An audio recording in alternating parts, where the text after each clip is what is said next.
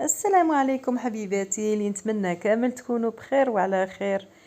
قبل ما نبدو الوصفة تاعنا نصلوا كامل على النبي عليه أفضل الصلوات والسلام.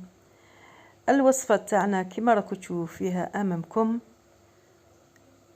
البطاطا كما راكم تشوفوا الكغاتا هذا اللذيذ اللحم الدجاج هكا غير عندي غير شوية صدر تاع دجاج اللي غادي نديرو به هاد الشاورما في الفرن. كما راكم تشوفوا امامكم غادي نبدو هنايا في الوصفه تاعنا اللي غادي نحكمو هكا. كما قلت لكم غير شويه صدر تاع دجاج هكا نقطعوه بالطول هكا غير نصف صدر نقطعوهم هكا بالطول هكذا. نقطعه كاع هذا الدجاج تاعنا ونروحو نديرو ديك التتبيله تاعنا اللي غادي تجي رائعه، تتبيله تاع الشاورما هكذا اللي غادي نرافقوها مع البطاطا ونديروها في الفرن بالكريمه اللي غادي نديروها. صدقوني يجي رائع هذا البلا ويجي خفيف في هذا الشهر الكريم. هكذا نديرو الملح هنايا يعني درت الملح الدجاج يبغي الملح كما نعرفو نديرو هكا كميه مليحه تاع ملح.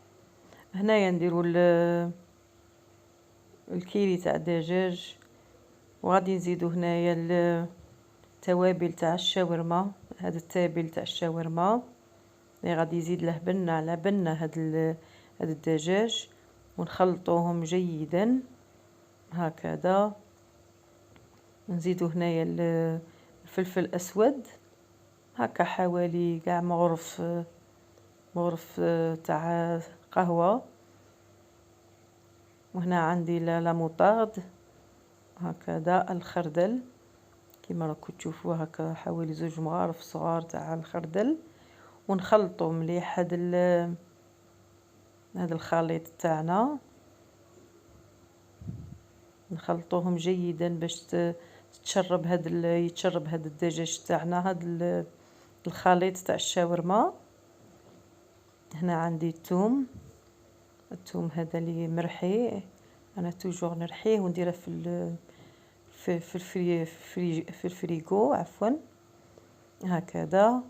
وغادي ندير هنايا اللي عنده الياغورت ناتور يدير الياغورت ناتور. انا كان متوفر عندي هكا لا كريم فريش هذا النوع من لا كريم فريش يجي بنين هكا. نديرو حوالي 2 مغارف كبار ونديرو هنايا الزيت هكا باش الخليط تاعنا يجي طري. 2 مغارف هكا تاع زيت ونخلطوا كاع هاد المكونات مع بعض هكذا ويجي الخليط تاعنا رائع اللي غادي نديروه في الفرن.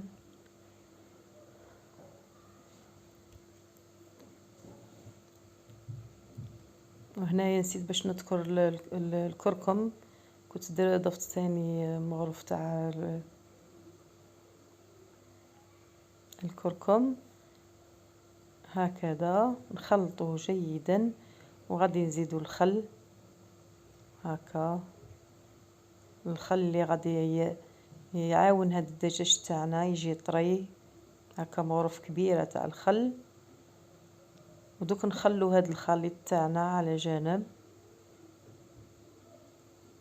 هكا باش يجينا بنين يطلق البنه هذوك لي زيبيس يطلقوا البنه ومن بعد نروحو نقلوه هكذا. خلينا هكا حوالي ربع ساعه ومن بعد نروحو نديرو هكا 2 مغارف تاع زيت ونقلو جيدا هذاك الخليط تاعنا اللي راه متبل بتتبيله رائعه. صدقوني كي نبدا نقلي فيه يجي يطلق واحد الرائحه رائحه الشاورما بطبيعه الحال هكذا. ودوك نخليه يتقلى معانا جيدا حتى نحسوه قاع ما بقاش فيه هذاك الماء، وتنشف معانا هذيك داك الدجاج نحسوه نشف هكذا كيما راكم تشوفوا. بدا يدخل هنايا الطياب، ودوك نبدو نخلطوا فيه جيدا باش يطيب لنا هذاك الدجاج.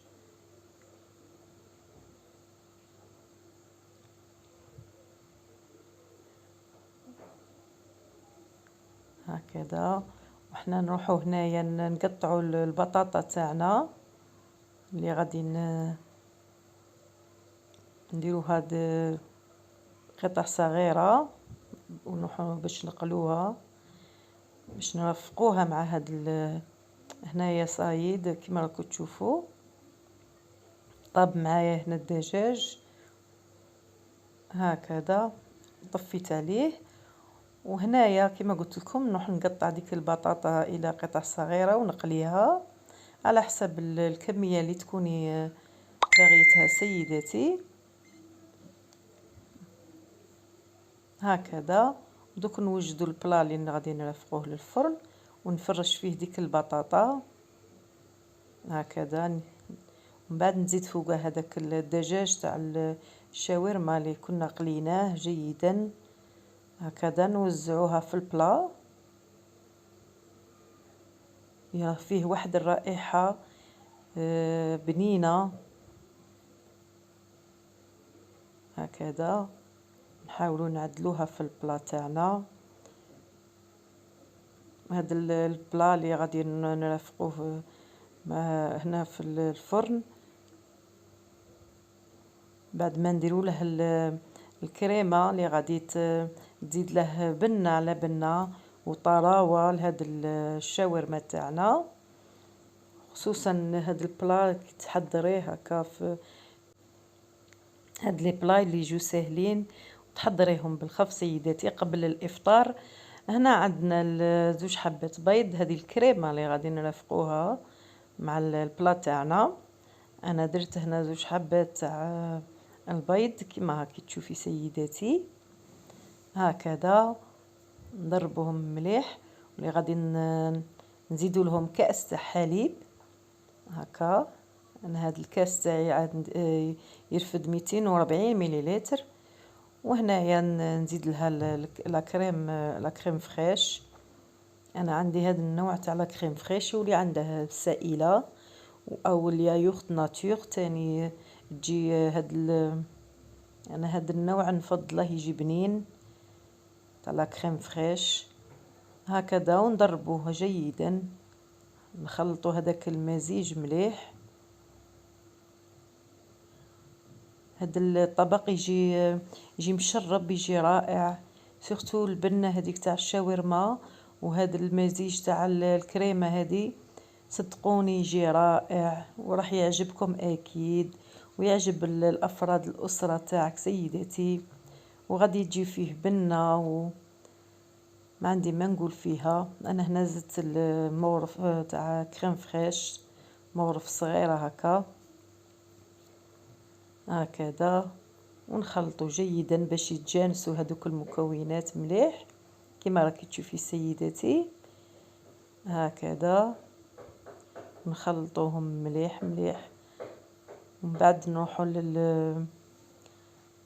للخليط تاعنا ونحاولوا نوزعوه كاع على البلا هكا بالتساوي باش يتشرب لنا كاع هذاك لو بلا تاعنا اللي غادي نرافقوه الى الفرن هكذا.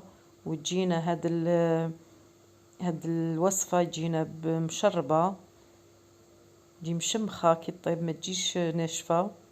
وهكذا الا كان عندك سيدتي هكا الفرماج غابي تزيديه من الفوق، ولا ما كانش ما بدون ما تزيدي له هاد الاضافه يجي تاني البلا هذا يجي رائع هكذا. ونديروه في الفرن نشعلوا عليه من التحت، من بعد نزيدو نحمروه، نزيدو نشعلوا عليه من الفوق. والبلا تاعنا ها هو جاهز امامكم. يجي أحلى طبق تاع شاورما أو غراتان شاورما في الفرن هكذا. وتنوعي سيدتي في الأطباق الرمضانية هكذا، وتنوعي في لي غراتان تاعك مرة على مرة، تفرحي الأفراد الأسرة تاعك بهاد الوصفات المختلفة تاع لي غراتان. كل مرة كيفاش نفرحوك ونجيب لك وصفة جديدة سيدتي. وانتي فقط ما تنسينيش بالاشتراك وتفعيل زر الجرس ليصلك كل جديد. وطبعا فضلا وليس أمرا، وها هو البلاط تاعنا أمامكم جاهز لي بنين ورائع صدقيني سيدتي، جا مشرب ولذيذ، وفيه الشاورما اللي تعجب الأطفال تاعنا والأفراد الأسرة تاعك اللي غادي تفرحيهم بهذا الطبق تاع الكراتان شاورما في الفرن. وإلى اللقاء في وصفة لاحقة إن شاء الله. دمتم في رعاية الله وحفظه. صحة فطوركم.